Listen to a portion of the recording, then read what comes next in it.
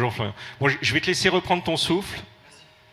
On est venu parler des nouveaux parcours d'achat, des nouvelles manières de capter l'intentionniste. Ma première question était pour toi, mais je vais te laisser un peu... C'est bon. Bon ben, on voulait t'avoir à la table parce que l'achat immobilier est quand même un achat terriblement impliquant. Comme tu me disais, on en prend pour 25 ans. Et ce que j'aimais dans ce que tu m'as raconté, c'est que ça s'était hyper digitalisé, les parcours d'achat. Donc est-ce que tu peux me raconter, tu m'as même dit, y compris sur le mobile, même pour des formulaires longs, donc est-ce que tu peux me raconter un peu ce qui s'est passé ces 5 dernières années? Alors, bonjour à tous, Florian Nicolai. Je suis le directeur marketing d'Empruntis. Ouais. C'est dur. En fait, ce qui s'est passé depuis 5 ans, c'est que déjà, le consommateur a évolué fortement. Très clairement, aujourd'hui, il a plus de difficulté à donner des informations personnelles quand il trouve un bénéfice derrière.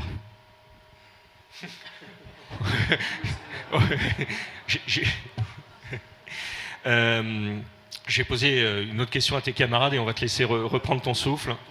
Donc, Franck, toi tu t'occupes de Quantcast, qui est une société qu'on définit chez nous, chez Views, comme massivement programmatique. Et vous êtes né dans la mesure et vous peaufinez de plus en plus de stratégies d'achat dans le haut de tunnel. Vous arrivez à faire des espèces de connexions inédites avec la data. Est-ce que tu peux nous dire exactement comment vous essayez de capter l'intentionniste en haut de tunnel? Alors, effectivement, on a maintenant bientôt 10 ans d'existence. On est une société californienne installée en France depuis presque 3 ans maintenant.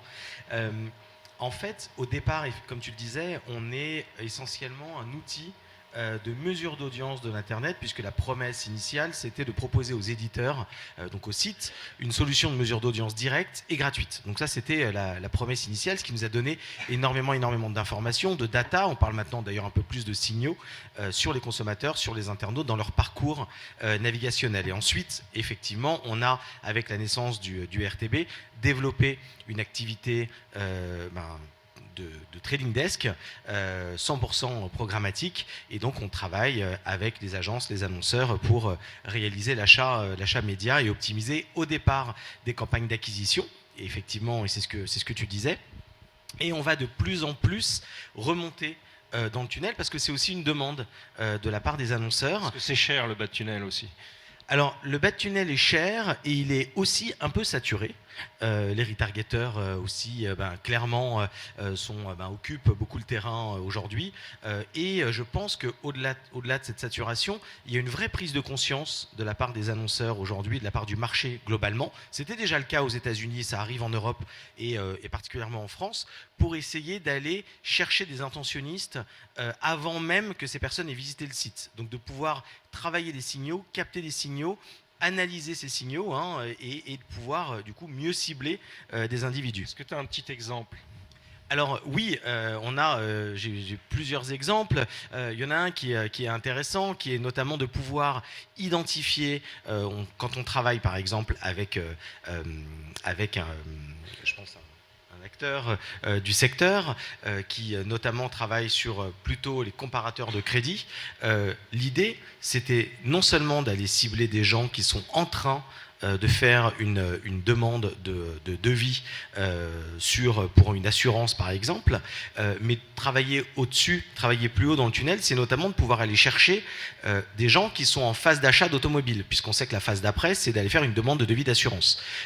Donc typiquement, c'est des choses qu'on a déployées, qu'on a développées avec des annonceurs de ce secteur pour pouvoir aller au-delà de la simple modélisation basée sur des gens qui sont déjà en train de faire des demandes de devis d'assurance, par exemple. Donc on va aller un peu plus haut dans le tunnel et on va modéliser à partir d'individus qui sont en train de, par exemple, chercher un véhicule sur Internet. Donc ça, c'est des choses typiquement qu'on arrive à imaginer. Tu parlais tout à l'heure du rôle de l'humain, et c'est clair que la machine est capable de faire énormément de choses, mais qu'à un moment, ces informations-là, il faut aussi les penser, les imaginer et échanger avec l'annonceur et parfois et souvent d'ailleurs son agence pour essayer d'optimiser cette modélisation.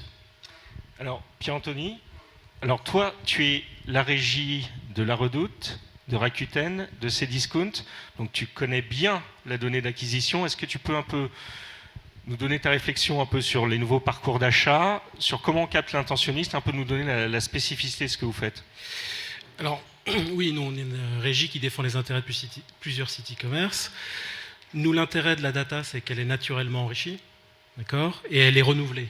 L'audience d'un site e-commerce se renouvelle chaque jour d'environ 50%. Donc, on a quelque chose de frais avec beaucoup de signaux potentiels à analyser. Après, oui, l'intentionniste existe, mais aujourd'hui, on est confronté à plusieurs problèmes pour le projeter, qui sont des réflexes médias. Aujourd'hui, on m'appelle, on me dit, voilà, je veux toucher telle cible, très bien, donc c'est des campagnes de 15 jours, 3 semaines, tel budget, mais c'est tout sauf ce qu'il faut faire comme démarche. Effectivement, aujourd'hui, on essaye de mettre cet actif dans un cadre de ce qu'on sait faire, une campagne display, etc. Et on a un gros problème pour ça. Aujourd'hui, identifier un certain nombre d'intentionnistes, il faut du temps, et il faut une projection. L'exemple qu'on prend souvent, c'est que il n'y a pas longtemps, une personne voulait toucher une cible très précise de femme enceinte. Il voulait faire une campagne de 3 semaines. Sur les 3 semaines, il a fait 20 000 €, mais il était très déçu parce que je lui ai présenté 80 000 cookies disponibles. Il m'a dit, je ne comprends pas, je pourrais en avoir beaucoup plus, j'ai beaucoup plus d'argent que ça. Je lui ai dit, oui, mais il y a 800 000 femmes enceintes par an en France, et si tu veux les toucher, il faut faire une campagne de 12 mois. Et le faire intelligemment, au moins sur une période de 6 mois, pour pouvoir avoir une... Et ça perturbe complètement la stratégie d'achat média.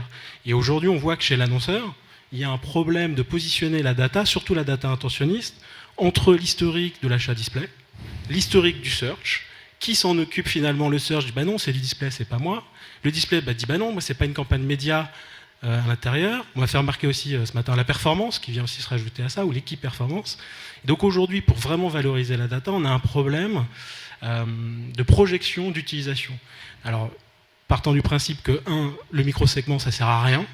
C'est vraiment, il faut avoir un minimum de valeur, un minimum de segments, un minimum de volume pour opérer, et que la recherche du micro-segment, la croyance de toucher un individu sur un message aujourd'hui n'est pas disponible, ou en tout cas n'est pas apte à le faire.